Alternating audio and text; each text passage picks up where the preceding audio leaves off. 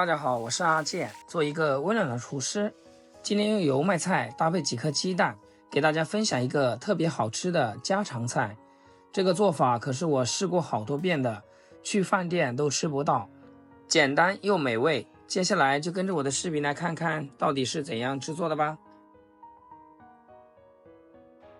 今天到菜市场看油麦菜又鲜又嫩，所以就买了一把回家，花了1块5毛钱。大家觉得买贵了没有？但是我觉得相对于其他的蔬菜，这个价格还是比较合理的。买回来的油麦菜给它处理一下。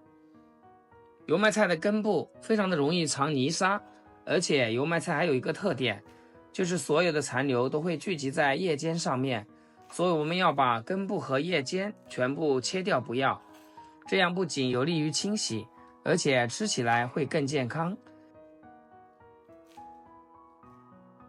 放入大点的盆里面，少一点点食盐，再倒入大量清水。我们要给它清洗一下，要一片一片的清洗，不然叶子里面就有很多的灰尘和虫卵。大家都知道，新鲜的油麦菜富含有多种营养元素，是营养密度较高 K 的蔬菜。它富含有维生素、矿物质、膳食纤维和植物化合物。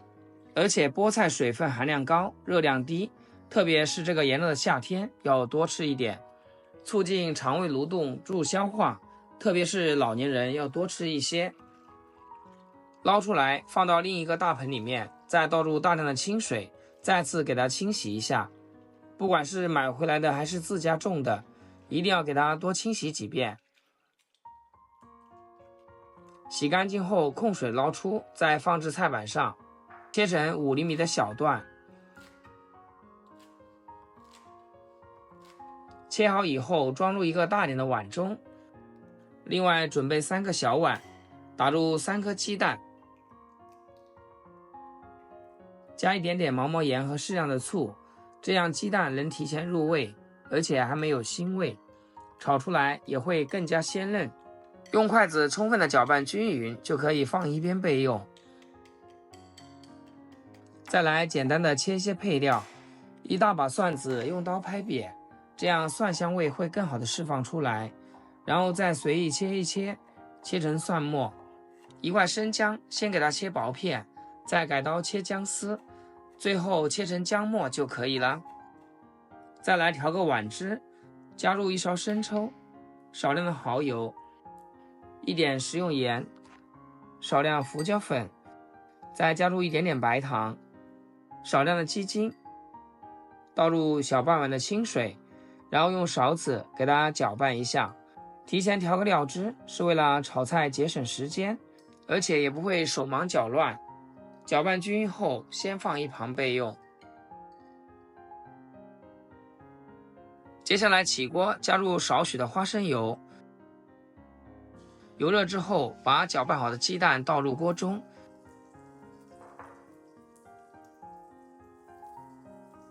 开大火把鸡蛋煎至蓬松，这样吃起来才会更香。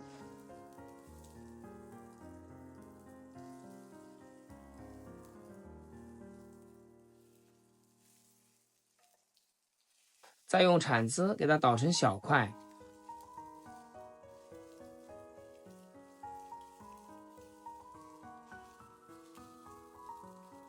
大概炒个20-30秒左右，把鸡蛋给它盛出来，装入大一点的碗中。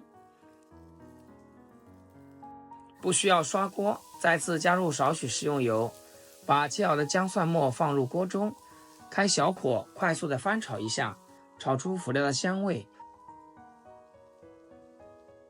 炒香以后把火调大，再把油麦菜全部下入锅中。炒青菜记住一个要点，动作要快，姿势帅，快速的翻炒均匀。